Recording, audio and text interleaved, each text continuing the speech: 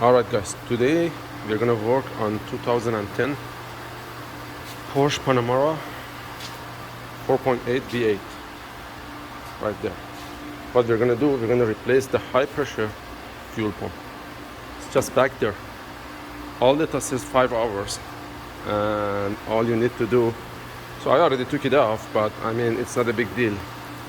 Any technician level C can do it. I mean, take this cover off. As you see, the Viper rod assembly and motor, and there is one more like kind of bracket. It just goes like that, goes there. Take off the sensors, get that out. And the other thing is you have two hoses with the clamp goes around it. It goes here, from here, that side, these two holes right here, there, and this one, and these two goes from the back side and the front side. All you need to do, that's it. Like I said, that's a spring clamp.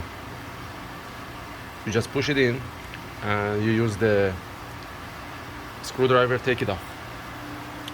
So after you take all this stuff off and you dig it enough, then you're gonna see the fuel pump down there.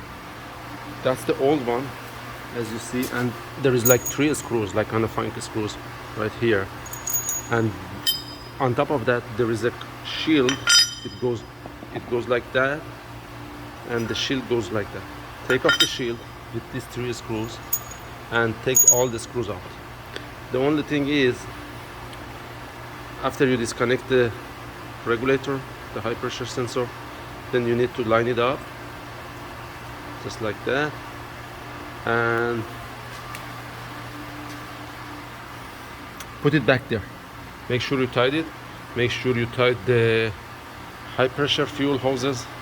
Put everything back together, connect the sensor, the hoses and everything, reset the code, start up the car, and you should be fine. 2010 Porsche Panamera